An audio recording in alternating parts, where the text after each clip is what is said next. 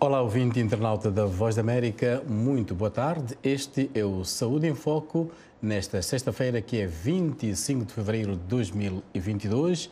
A partir de Washington, D.C., transmitimos em onda curta nos 17.655 e 13.730 no horário coordenado universal, das 16h30 às 17h30 minutos e das 17h17h30. Estamos em onda média nos 1530 MHz. Relembro isto no horário universal coordenado. Também transmitimos pelo Facebook e YouTube.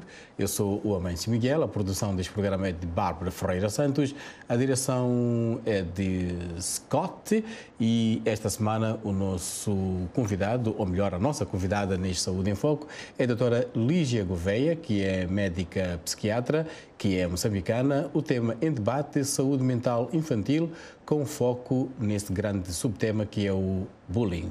Vamos ter também reportagens sobre outros temas de saúde global. Mantenha-se na sintonia da Voz da América e para já vamos às notícias neste 25 de fevereiro de 2022.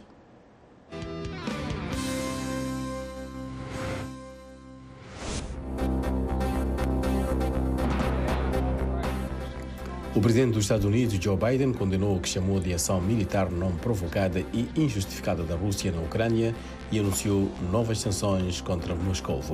As sanções visam bancos russos, oligarcas e setores de alta tecnologia, disse Biden.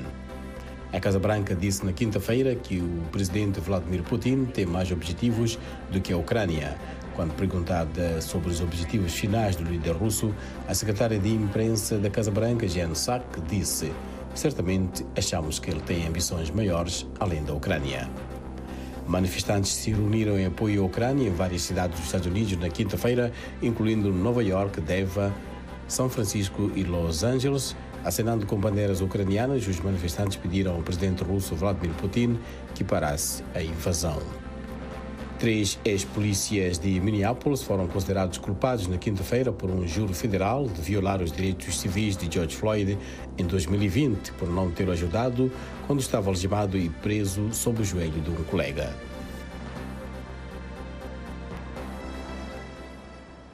Noutras notícias aqui nos Estados Unidos, o presidente Joe Biden nomeará a juíza Ketanji Brown Jackson para o Supremo Tribunal. Ketanji vai substituir o juiz Stephen Breyer.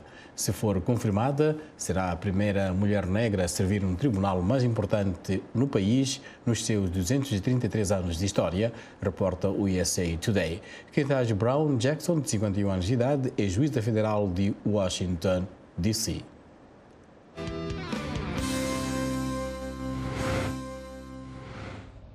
De sua casa em Kyiv, Anna Gvozdy acompanha de perto a situação na região de Luhansk, na Ucrânia, que na segunda-feira foi reconhecida pelo presidente russo Vladimir Putin como um estado independente, e onde os parentes de Anna vivem na sombra da guerra.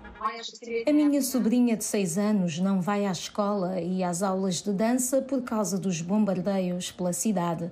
Anna, seu marido e 3 filhos fugiram da região há 8 anos, depois que a Rússia anexou a Crimeia e instigou uma guerra separatista no leste da Ucrânia. Foi difícil para as crianças. Não podíamos nem alugar um apartamento porque nós, como deslocados internos, não tínhamos moradia. Eles também nos recusaram moradia porque viram que temos 3 filhos. As crianças viram a nossa luta emocional. Mas para as famílias que não podem fugir, o trauma persiste. E está piorando agora à medida que mais tropas russas se movem oficialmente e mais ataques acontecem, inclusive na capital ucraniana. Depois que projéteis de artilharia atingiram um jardim de infância nos territórios orientais em 17 de fevereiro, o Unicef alertou que o conflito teve um impacto severo no bem-estar psicossocial de toda uma geração de crianças. Defensores das crianças dizem que o trauma é evidente e de várias maneiras. Torna-se parte das suas personalidades através da agressão passiva. Nas crianças mais novas, através das dificuldades de comunicação. Não são apenas os efeitos psicológicos. Trata-se de doenças crónicas que desenvolvem por causa do stress, por causa da falta de acesso ao básico, de atender às necessidades básicas por causa da perda de segurança. Because of the loss of safety. Como conselheira das Nações Unidas sobre pessoas deslocadas, a professora Elizabeth Ferris diz que está apavorada com a possibilidade de uma invasão russa em grande escala. O Unicef, neste momento, estima que cerca de 400 mil crianças precisam de assistência humanitária antes que mais conflitos eclodam. A necessidade imediata será fornecer abrigo e estamos no meio do inverno. Provavelmente fornecer assistência médica seria urgente, água, comida, abrigo. Ana conhece a luta que sua própria sobrinha pode enfrentar se for forçada a sair. Será uma cicatriz para toda a vida, porque você vivia na sua casa, no seu ambiente natal, com os seus amigos e familiares. Então, a sua vida muda radicalmente. Em junho de 2020, a Ucrânia disse às Nações Unidas que 147 crianças morreram durante a agressão armada russa em Donbass, muitas por bombardeios, minas ou toques de explosivos. Pelo bem de sua sobrinha e de outros, Ana espera que a guerra acabe logo.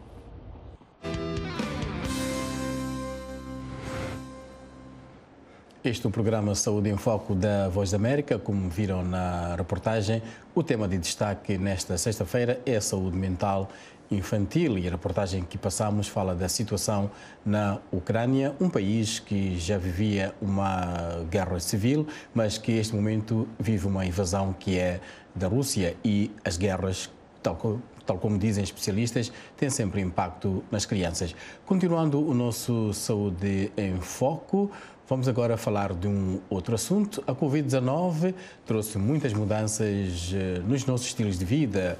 Devido à pandemia, muitas pessoas passaram a trabalhar de casa ou minimizaram a interação social, o que levou muitos ao ganho de peso, estresse e outras complicações de saúde. Este cenário também abriu espaço para trabalhadores de saúde e de bem-estar passarem a empreender, como é o caso da enfermeira etíope, que passou a produzir sumos nutricionais orgânicos, dar aulas de exercícios e fabricar equipamento de fitness.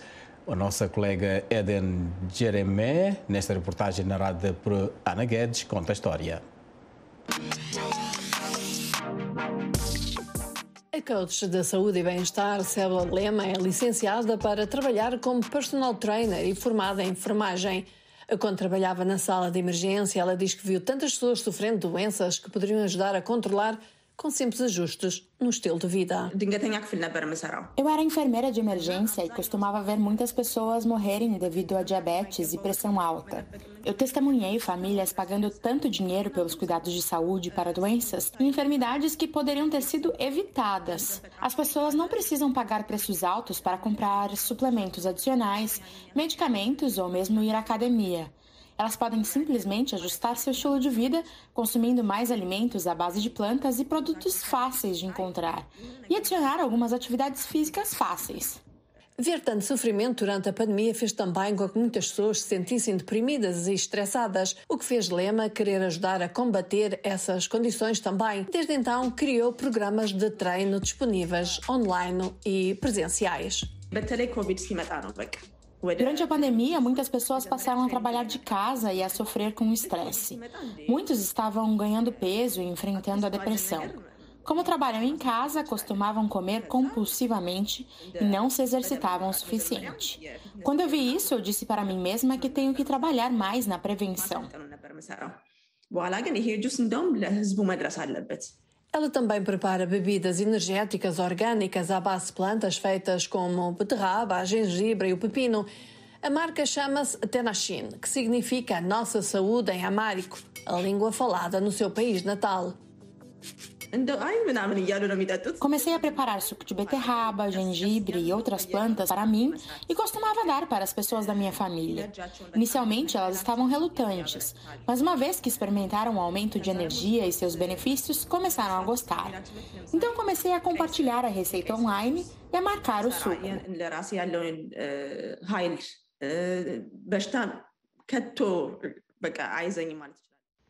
Lema diz que as mídias sociais tornaram mais fácil conhecer e ajudar pessoas de todo o mundo. Ela realmente quer inspirar os jovens a tornarem-se uma geração mais saudável.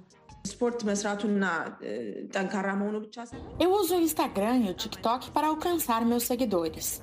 Eu uso o TikTok porque quero me dirigir aos jovens. Quero que jovens desenvolvam o senso de que podem ter um estilo de vida saudável e deixar os vícios. Especialistas em saúde alertam que uma dieta saudável e exercícios regulares podem ajudar a reduzir o risco de doenças cardíacas e a diabetes tipo 2, por exemplo.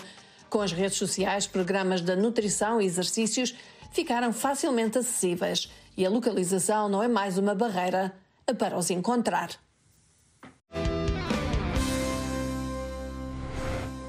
No nosso Saúde em Foco, esta semana, na rubrica dedicada a dicas, a empreendedora para a saúde saudável, Luciana Machado, fala-nos sobre a importância de beber água, chás e sumos naturais. Vamos conferir. Sem dúvida nenhuma, a ingestão de água é a peça-chave de uma alimentação saudável, de uma vida equilibrada, né? Nós, seres humanos, nós precisamos sim da ingestão de água. Água, sumos naturais também sem açúcar, por exemplo, um detox. Você pega um liquidificador, pode colocar couve, limão, chia. Chia é maravilhoso porque ela nos traz saciedade. Ela dá aquela sensação, a chia quando ela mistura com o líquido, ela incha. Aquilo dentro do nosso organismo, tendo a chia inchada, diria assim, ela vai te dar maior saciedade e isso vai prolongar a sua próxima alimentação. Não que alimentar seja ruim, alimentar tem que ser com prazer. A alimentação ela tem que ser de forma disciplinada, não comer exageradamente. Nós podemos comer bem, mas nós podemos comer de tudo, mas de forma regrada, né?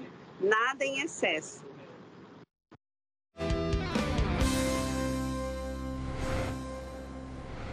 Ficou a dica, nada em excesso, comer com regras. Saúde em Foco continua com mais reportagem.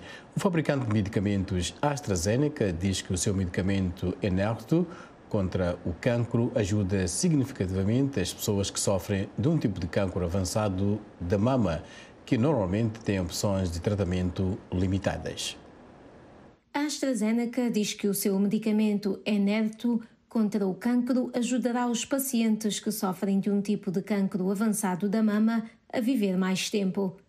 A companhia disse que Enhertu prolongou a sobrevivência e abrandou a progressão do cancro da mama metastásico com baixos níveis de uma proteína conhecida como HER2. Os doentes que sofrem são frequentemente confrontados com más opções de tratamento. O fabricante de medicamentos descreveu a melhoria como clinicamente significativa em comparação com a quimioterapia padrão. A AstraZeneca disse que iria agora pedir às agências reguladoras para permitir uma revisão rápida da utilização mais ampla do medicamento. Enhertu pertence a uma classe promissora de terapias chamadas conjugados de anticorpos, conhecidas como ADCs. São anticorpos artificiais que se ligam às células tumorais e depois libertam produtos químicos que matam células. Embora o estudo se tenha limitado a doentes com baixo teor da proteína HER2, cujos tumores se tinham propagado a outras partes do corpo, os analistas dizem que no futuro o fármaco poderia ser utilizado numa fase mais precoce do diagnóstico. Isto abriria potencialmente a porta a um grupo de doentes muito maior. O medicamento também está a ser testado contra outras formas de cancro, incluindo os tipos gástrico, pulmonar e coloretal. A AstraZeneca disse que os resultados detalhados do ensaio em fase final seriam apresentados numa conferência médica ainda não revelada.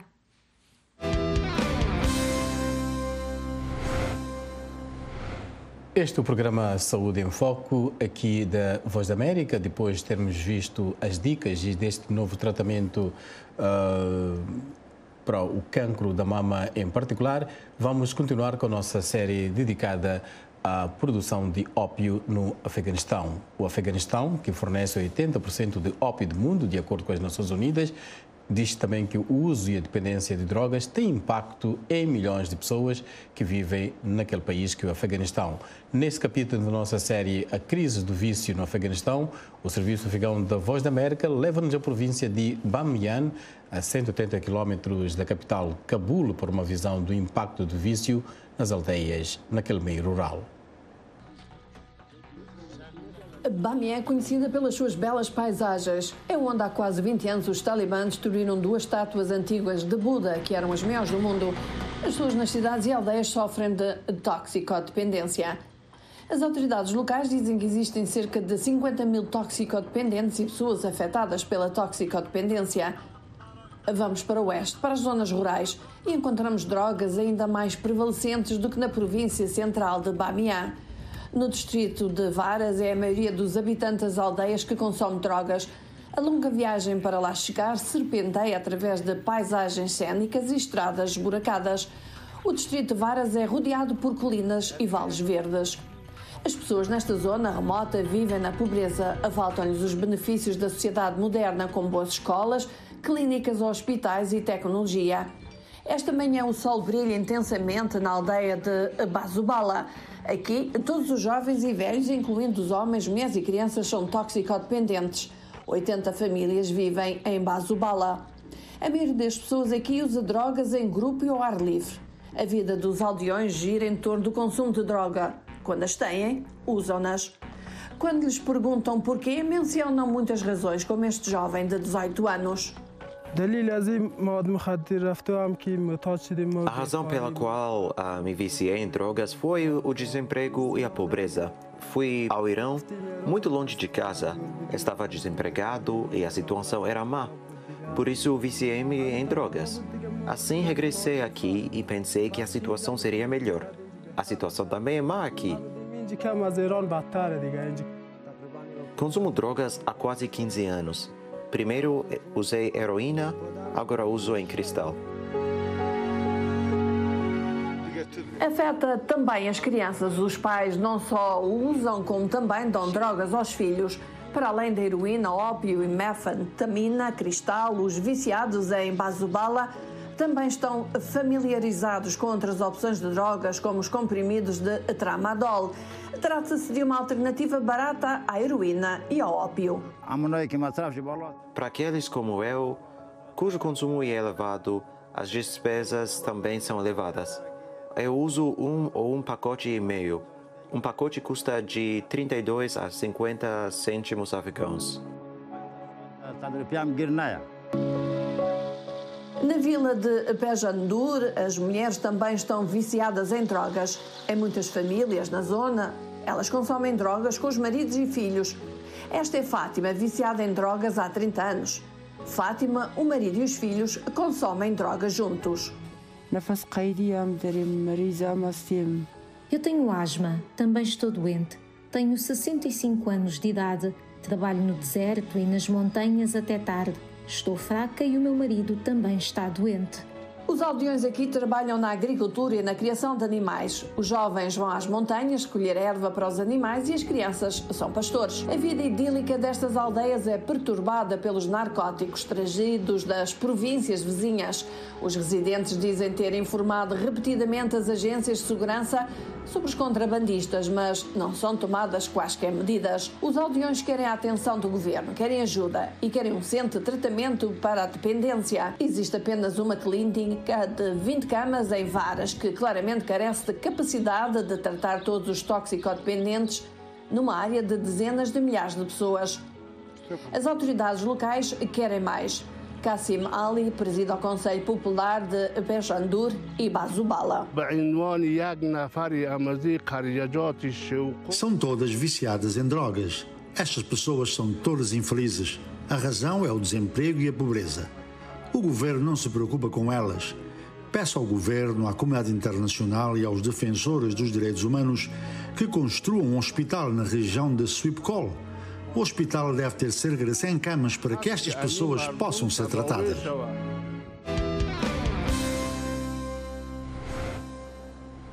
Neste Saúde em Foco, iremos conversar com a doutora Lídia Gouveia sobre o bullying e outras complicações da saúde mental. Mas antes de falarmos com a doutora Lídia Gouveia, vamos ver o que a pandemia está a afetar a saúde mental dos americanos, com um número crescente de pessoas sofrendo de uma ampla gama de problemas, de ansiedade e depressão.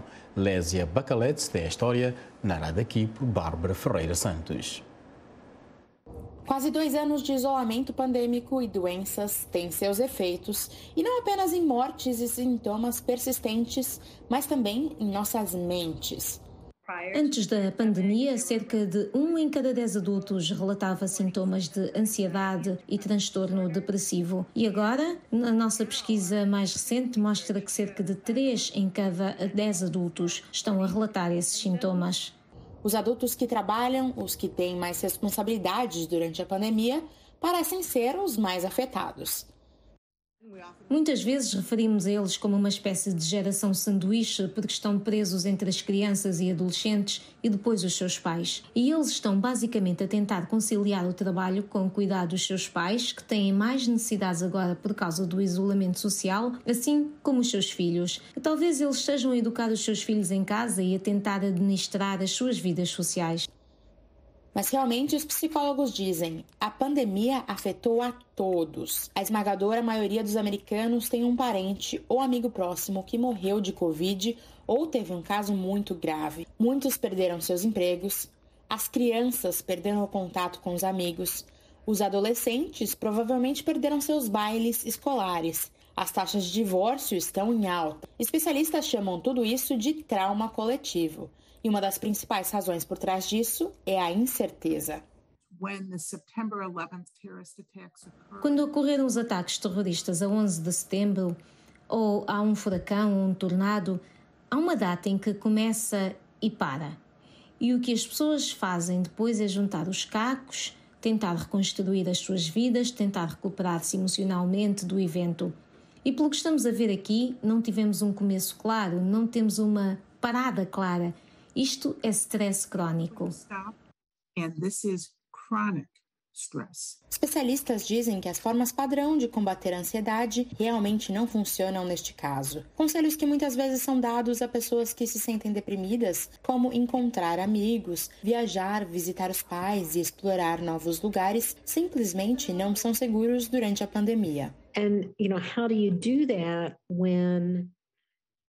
E como você faz isso quando as informações que vêm do CDC ou de outros indivíduos informados ou órgãos reguladores são como: não vá para lugares lotados. Se você gosta de música, não vá a um concerto. Não vá ao cinema, não vá à igreja ou à sinagoga. Porque esses são lugares onde as pessoas se reúnem. E embora isso possa ser útil em termos de você lidar com tudo o que está a acontecer com a pandemia, esses recursos não estão lá. You're dealing with all of what's going on with the pandemic, but those resources aren't there. Os próprios psicólogos estão enfrentando as mesmas dificuldades que todos os outros. Especialista em traumas, a professora Lisa Brown, da Universidade de Palo Alto, diz que tenta se conectar o máximo possível com amigos e entes queridos. Este é o momento de alcançar os outros. Sabe, tenho muitos amigos da faculdade com quem não falo há muito tempo e eles ligam. Isso realmente faz-me sentir animada e feliz. Fico emocionada demais que eles façam esse esforço para me ligar. Vamos ligar um para o outro, vamos ficar em contacto. Mas especialistas dizem que o trauma não terminará de repente, mesmo que as restrições da Covid-19 sejam suspensas em breve. Eles dizem que, para muitas pessoas, levará anos para lidar com o impacto psicológico da pandemia.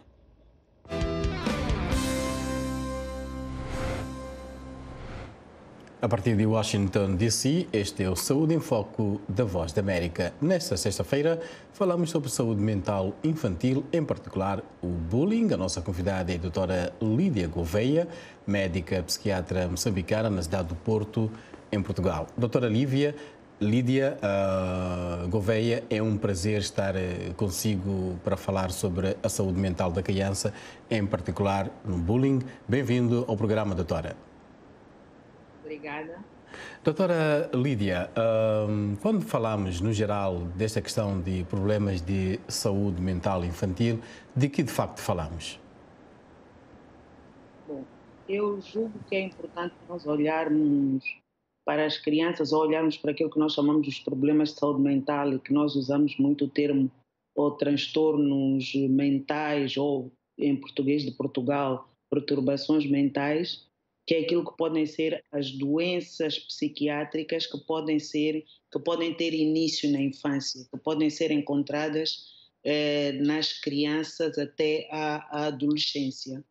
Porque muitas vezes as pessoas julgam que talvez nesta faixa etária pudesse não existir este tipo de doenças, mas a verdade é que existem e com o tempo vão existindo cada vez mais, por várias razões e por diferentes situações pelas quais passamos no mundo. Então, é muito importante saber que nas crianças há aquelas doenças que são mais faladas, depois há outras que esperamos encontrar menos, mas que na verdade, e principalmente agora com tantos problemas que nós vamos tendo no mundo, seja a Covid, sejam as guerras, seja a dinâmica da própria vida, acabam também por afetar as pessoas numa idade mais tenra, portanto, quando ainda são muito mais novas. Eu poderia falar aqui, dizer que hoje poderíamos falar sobre, por exemplo, aquilo que chamamos os transtornos de déficit da atenção com hiperatividade. Poderíamos falar também da ansiedade na infância, que tem muito a ver com ansiedade de separação. Poderemos falar da depressão na própria infância, que é algo que muitas vezes olhamos e dizemos como é que uma criança pode ter uma depressão, mas cada vez mais sentimos e recebemos crianças com este tipo de problemas, além daquilo que se encontra muito também, que são transtornos de conduta e que se notam mais perto da adolescência do que nas crianças mais novas, mas que também podem começar mais cedo.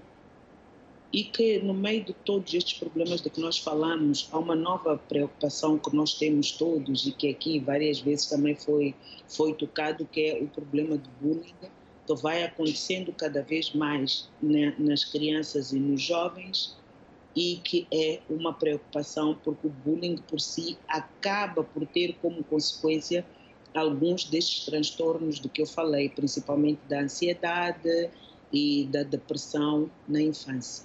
Doutora, do bullying falaremos em particular nos próximos 30 minutos.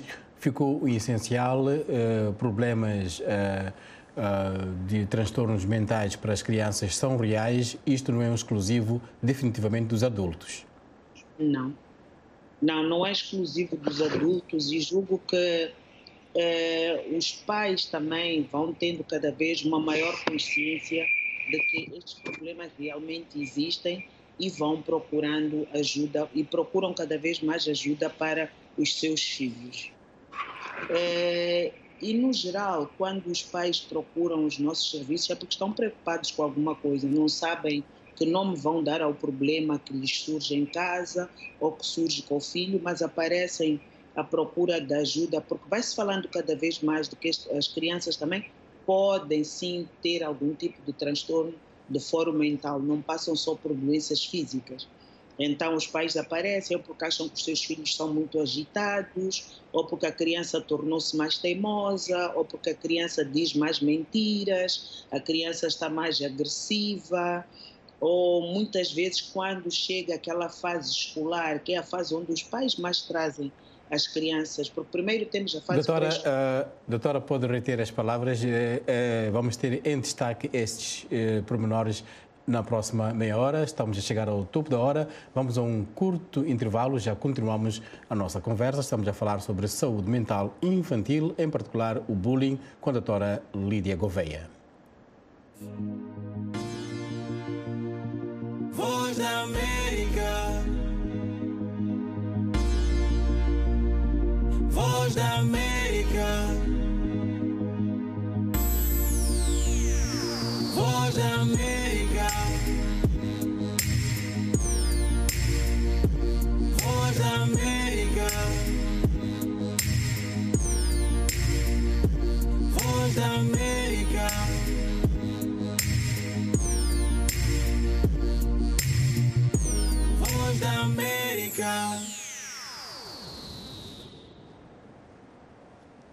Este é o programa Saúde em Foco da Voz da América. Continuamos a conversa com a doutora Lídia Gouveia, que é médica e psiquiatra moçambicana na cidade do Porto, em Portugal, sobre a saúde mental, em particular o bullying. Hoje é 25 de fevereiro de 2022.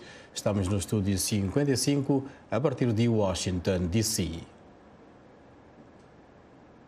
E voltando à conversa, a doutora enumerou ali na abertura da nossa conversa alguns dos transtornos que são muitas vezes referenciados. Queria que a doutora se calhar repetisse os transtornos comuns que vocês, como especialistas, lidam com eles no dia a dia e a relação que vocês têm com os pais. Pois eu falei do transtorno do déficit de atenção e hiperatividade, falei da ansiedade, falei da depressão e falei também daquilo que são os transtornos de conduta. E eu dizia que muitas vezes os pais levam mais as suas crianças quando chegam à idade escolar. Provavelmente na idade pré-escolar as crianças estão mais protegidas, vão para a creche, que é um ambiente mais protegido, com menos pessoas, e onde tem uma atenção mais, talvez, individualizada. E muitas vezes os problemas que as crianças podem ter aparecem mais quando chega à altura da escola. Vão para um ambiente mais aberto, um ambiente com muito mais crianças, onde já não tem aquela proteção que normalmente acontece nas creches, como nós dizemos em Moçambique, ou há várias formas de dizer, ou nas pré-escolas, noutros sítios chamam assim. E em que muitas vezes os pais aparecem porque ou na escola os professores queixam-se que a sua criança é muito agressiva, ou que é muito agitada, ou então que tem dificuldades de aprendizagem, também pode ter dificuldades no relacionamento com os outros miúdos porque bate neles, e não consegue brincar com as outras crianças porque se fica isolada.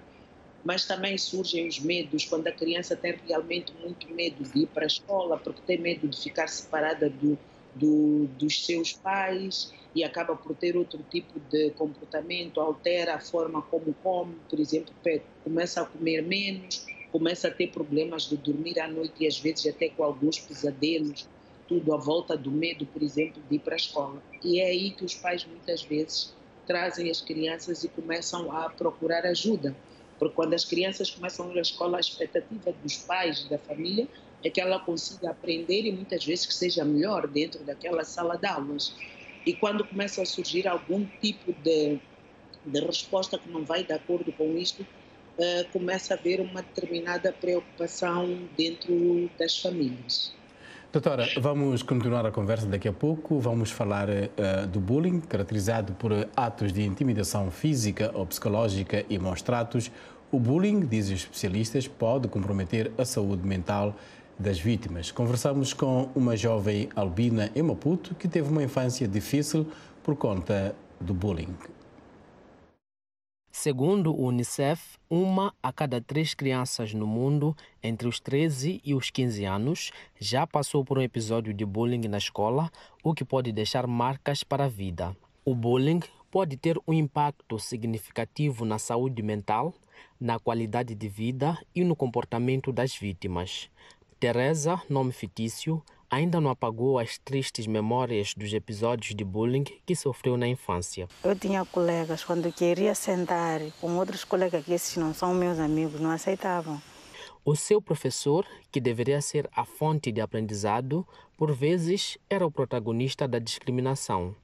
Quando a gente falava com o professor, dizia, eu não conseguia ver para me colocar na carteira da frente. O professor sempre reclamava, dizer que eu não tenho culpa se você não consegue ver.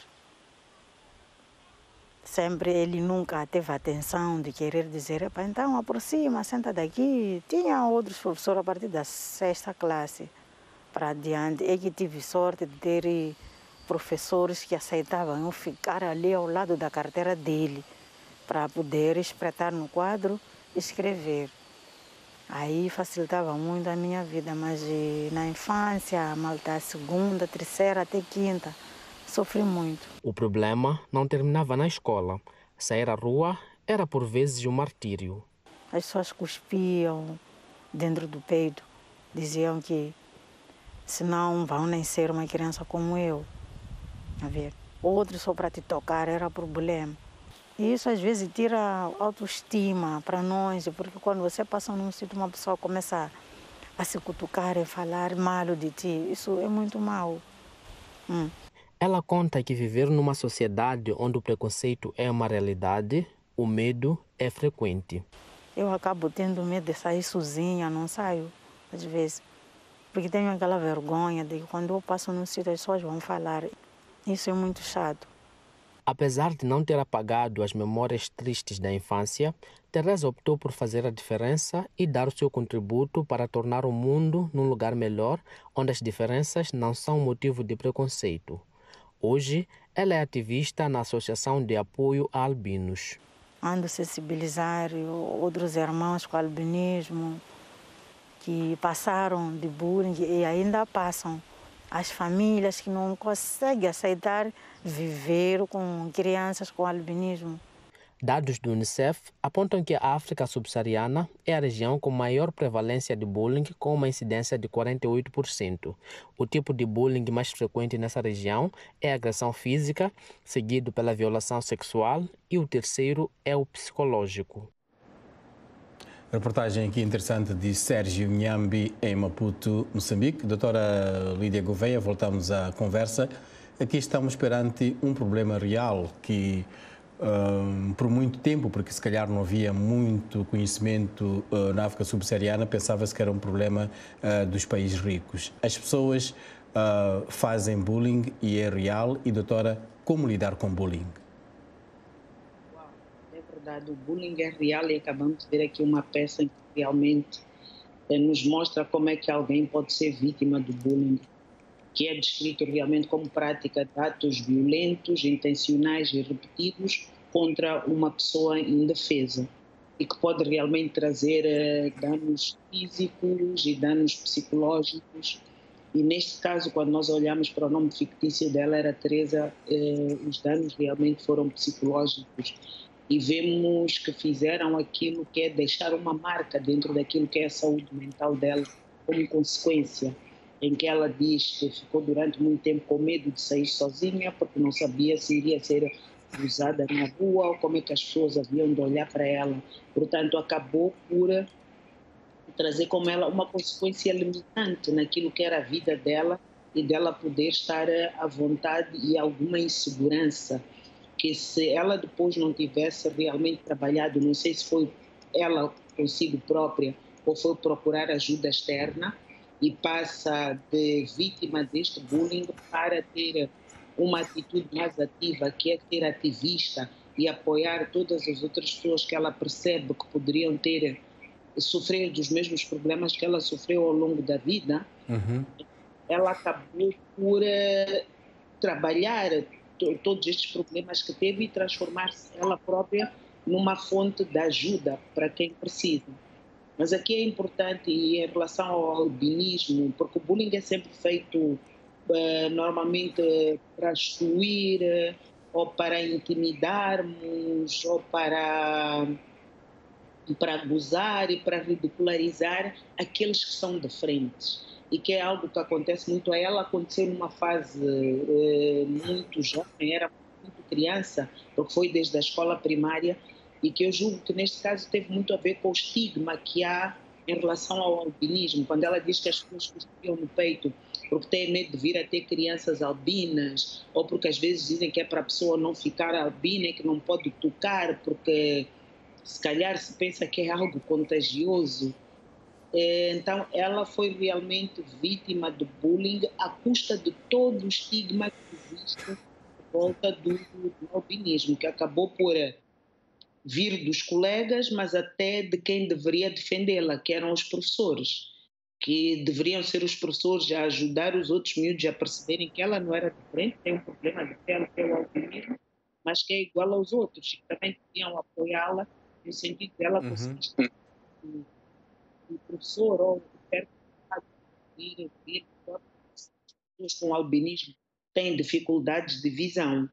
Então, as consequências realmente do albinismo têm muito a ver com quadros que acabam desenvolver algumas suas quadros psiquiátricos como consequência de terem sido vítimas de bullying, que podem ir desde pequenos problemas como alterações de distúrbios do sono, distúrbios alimentares, dificuldade de aprender na escola, porque a escola, se for um bullying na escola, deixa de ser um local acolhedor, mas é um local que vai causar stress a esta pessoa, portanto, causa dificuldade da pessoa. Ir à escola deixa de ser algo prazeroso. Começa a ser um problema.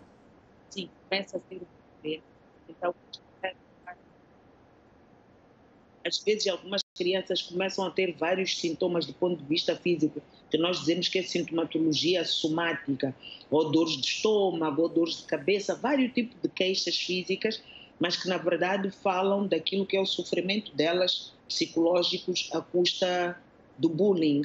E depois chega a quadros mais graves, que são realmente quadros de ansiedade ou quadros depressivos, em que a pessoa uma depressão nesta fase, na adolescência, ou na infância ou na adolescência, ou um quadro de ansiedade, e que podem ser limitantes e em algumas pessoas até serem quadros que acabam por acompanhar esta pessoa ao longo de toda a sua vida.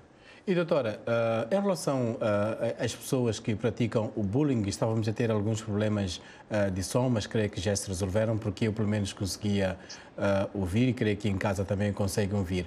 Em relação, doutora, às pessoas que praticam o bullying, estas pessoas será que têm consciência do mal que fazem? Eu creio que sim, porque nós até podemos pensar que o bullying, aquele que faz o bullying, entra dentro daquilo que nós chamaríamos, alguns deles, entram dentro daquilo que nós classificamos como transtornos de conduta. São pessoas que têm algum problema de conduta, que não têm empatia pelos sentimentos dos outros, mas que têm uma grande necessidade de afirmação. Habitualmente são pessoas que estão à busca de popularidade, são pessoas que querem status social dentro daquele ambiente. Se nós virarmos este bullying para o ambiente escolar, porque o bullying pode ser feito em casa, na rua, na escola, igreja, em grupos, em agremiações sociais, no trabalho, mas aqui se nós olharmos para a escola, há de ser provavelmente alguém que quer se afirmar dentro do grupo escolar, quer ter um determinado status, não é? E que acabar por ter vítimas, escolher vítimas indefesas sobre as quais ele pode ter algum poder físico, às vezes não, pode ser intimidação física para estas pessoas, não é? E que lhe dá este poder perante o grupo onde ele se quer afirmar. Porque muitas vezes passa por esta necessidade muito grande desta pessoa que faz o bullying de querer afirmar-se dentro do grupo, de se querer destacar. E sente que para conseguir este intento, ele tem que mostrar algum poder, alguma forma de exercício do poder, onde acaba realmente por fazer vítimas. Não é? É verdade, doutora. E um dos aspectos, voltaremos a este ponto, mas queria partilhar aqui uma experiência um pouco pessoal. Na escola primária e secundária, há muitas vezes aqueles meninos que, por serem bons, chamados nerds nos dias de hoje, acabam fazendo a prova para o autor do bullying, porque se não faz a prova dele, senão lá fora vai passar muito mal. Doutora, voltamos à conversa, vamos a mais uma peça de reportagem sobre o bullying, que é um fenómeno do Fórum Psicológico que afeta algumas crianças com idade escolar. Em Malange, Angola, como noutras partes do país, são inúmeros os casos, segundo especialistas em psicologia clínica.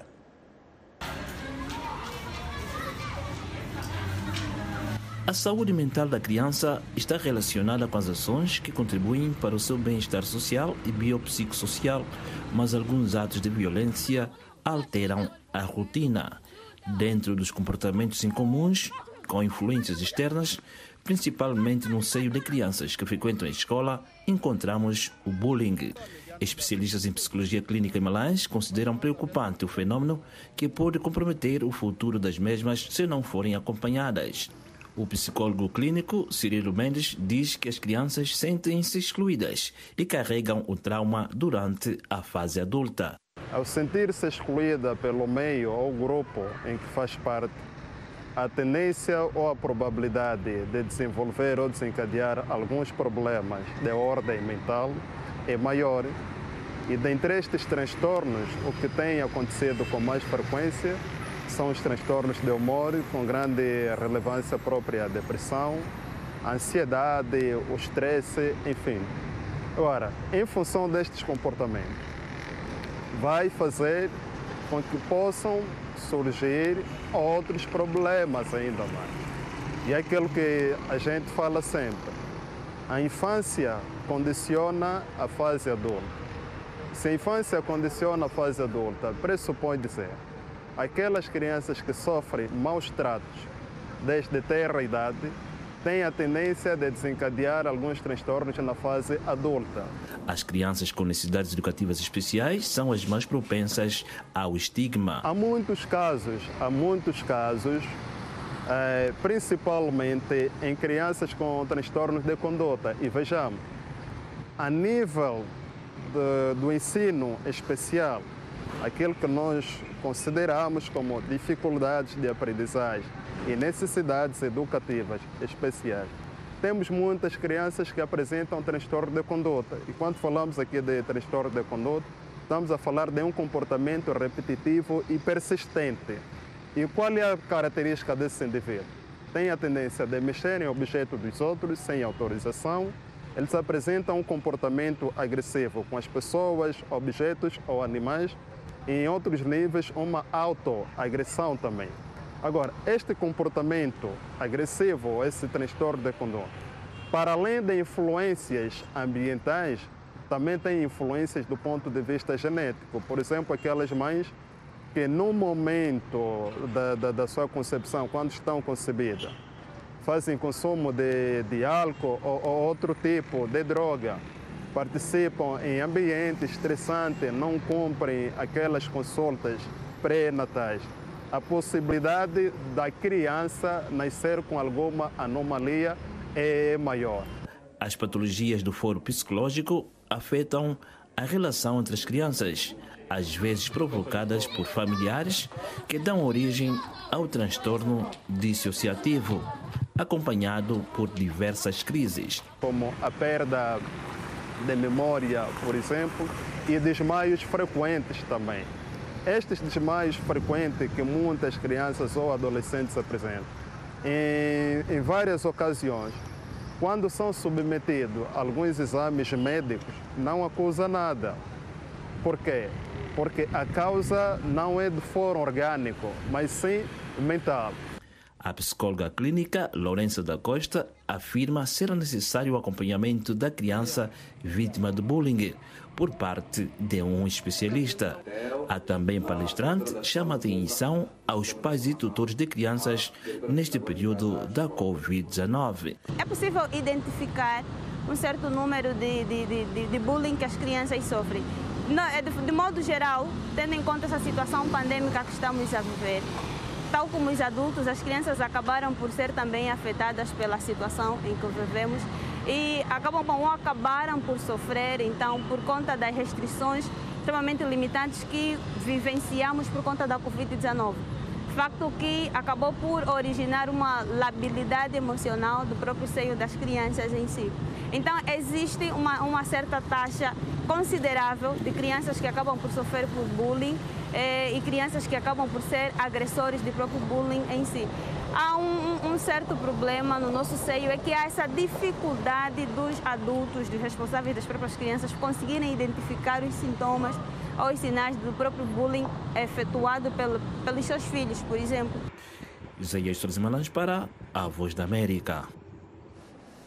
Doutora Lídia Gouveia, esta questão do bullying, podemos ficar horas a fio a falar sobre ela e há muitos problemas em torno, mas queria convidar a doutora, na sua experiência como médica num país como Moçambique, que não é tão diferente de outras realidades de África, essa situação é de facto definitivamente real, os hospitais são ocupados por outros problemas de saúde. Esta questão de complicações do fórum psiquiátrico, as questões do bullying, levam muita gente ao hospital e que resposta é que encontram? E também queria que a doutora elaborasse ao nível desta questão de preconceitos que mesmo nas nossas famílias vivemos. Eu vou começar por pegar e dizer um trabalho muito grande ao longo daquilo que é a minha experiência profissional enquanto psiquiatra em Moçambique. Uma coisa que nós tivemos que fazer ao longo do tempo foi realmente fazer aquilo que é a promoção da saúde mental, que é falar sobre os problemas dos transtornos mentais desde a infância até a fase adulta, tentando quebrar algum tipo de tabus. Porque como nós sabemos, e se olharmos para as doenças psiquiátricas em África, no geral, mesmo falando desde os adultos, são olhadas com algum preconceito, com algum estigma. E principalmente as doenças que começam na infância. Esta criança, por exemplo, possa ter um retardo mental, se nota logo desde que é pequenina, principalmente se for porque o retardo mental nós temos o leve, que é aquele que às vezes os pais só percebem quando a criança começa a ir para a escola, temos o moderado e depois temos o grave. As crianças que nascem com problemas graves de retardo mental, muitas vezes são aquelas que as famílias, algumas famílias, guardam-nas, deixam-nas em casa fechadas. São crianças de que não se fala, são crianças que muitas vezes não são estimuladas e são crianças que vivem isoladas, porque elas ajudam. Então, um grande trabalho que foi-se fazendo e continua a ter que ser feito é realmente falar da possibilidade destas pessoas poderem ter uma melhor qualidade de vida do que aquilo que tinham e de que estas doenças não são causadas por vários outros problemas em que nós acreditamos, seja desde feitiço, seja desde espíritos, mas que são doenças que acontecem em todas as partes do mundo e que cada vez mais vai-se buscando formas de apoiar e de ajudar. Há umas que não têm cura, mas que na verdade pode-se melhorar a qualidade de vida desta pessoa e a qualidade de vida das próprias famílias. Este trabalho é feito para a comunidade no geral, mas também nós apostamos, em particular se falamos de Moçambique, apostamos muito em trabalhar junto também do Ministério da Educação, com os professores, onde dentro daquilo que são as atividades das pessoas que trabalham na área de psiquiatria e saúde mental, quando trabalham nos distritos, a nível provincial e distrital, é um trabalho muito estreito e muito perto das escolas, onde se trabalha com os professores para saberem identificar crianças que tenham dificuldades ou crianças que tenham algum tipo de transtorno mental, porque, como eu dizia logo no início, que às vezes nota-se que a criança é mais agressiva do que as outras. Diz que, olha, aquela criança realmente é terrível, no intervalo ninguém pode ficar perto, porque ela vai agredir os colegas sem percebermos porquê. E o que acontece quando não se sabe o que é uma doença é que dizem aos pais, às vezes, não, esta criança não pode vir para a escola, porque esta criança é muito agressiva, mas quando o professor já tem a ideia do que possa ser, é ele próprio que fala com os pais e diz, olha, procura no centro de saúde, vais ter ajuda. Em Moçambique, em particular, temos técnicos de psiquiatria a trabalharem nos distritos, nos hospitais distritais, e acredito que noutros países da África também haverá alguma estrutura dentro do hospital que trate com estes assuntos. E então, sendo o professor que diz aos pais para irem procurar ajuda, isso realmente leva, porque os pais querem sempre que as suas crianças estejam na escola, como eu dizia, e acabam por ter que cooperar porque querem que aquela criança vá para a escola, querem que ela se ocupe, que ela progrida e que ela possa realmente crescer e ter um trabalho ao longo da sua vida adulta. Então, a nossa aposta muitas vezes foi trabalhar com a educação para poder divulgar a existência destes serviços, a possibilidade que as crianças têm de ter acompanhamento médico. E algumas vezes os pais trazem as crianças porque já é adulto, mas não para, nós chamamos de enurese, não para de fazer xixi na cama. E então é uma preocupação e muitas vezes vê-se que está às vezes relacionado com algum quadro de ansiedade ou até com algum quadro depressivo, portanto que é mais uma manifestação física de algum sofrimento psicológico desta criança. E também passa, doutora, se calhar, doutora, desculpa cortá-la, passa por investir mais nessa ligação com o setor da educação, porque no caso da jovem Albina vimos que o próprio professor tinha um papel que até era mais negativo, se calhar, que os colegas da mesma idade. Sim, sem dúvida nenhuma que o grande parceiro aqui, principalmente para atingirmos esta faixa etária, é o professor, é a educação, é a escola. E hoje, mais, porque as doenças começam muito mais cedo. A outra área onde começamos também a investir e a perceber que temos que fazer parceria com ela é a parte da ação social, que é responsável muitas vezes, pelo menos em Moçambique, pelas creches, onde também é preciso que os educadores de infância possam, eles próprios, ajudar aos pais a identificar, eles próprios possam saber identificar sinais em alguma criança que possa ter algum comportamento diferente das outras e ajudarem aos pais também nesta necessidade de busca de apoio. Então, é um trabalho que realmente tem que ser feito não só pela saúde, mas tem que ter parceria com a educação, com a ação social, portanto, professores, educadores de infância e também na comunidade em geral, onde a gente tem que falar e quebrar os tabus à volta daquilo que são as doenças mentais, porque não é só com as crianças, mesmo com o adulto, há sempre um grande tabu à volta de tudo aquilo que é a doença mental, porque as pessoas talvez tenham dificuldades de compreender e também tem muita relutância no tratamento. Quando a gente fala de tratamento, de tomar medicamento, porque é uma doença, tem um tratamento, é verdade que pode não curar, mas pode melhorar e outras pessoas até podem ficar bem e deixarem de tomar o medicamento. As pessoas têm muita relutância e relacionam muito com... E se eu ficar dependente? Esta é uma pergunta. Se alguém chega e diz, não, tem que tomar medicamento, tomando o medicamento ele vai atuar assim, vai melhorar todos estes sintomas que tem, vai poder ir à escola, vai poder conseguir acompanhar as aulas.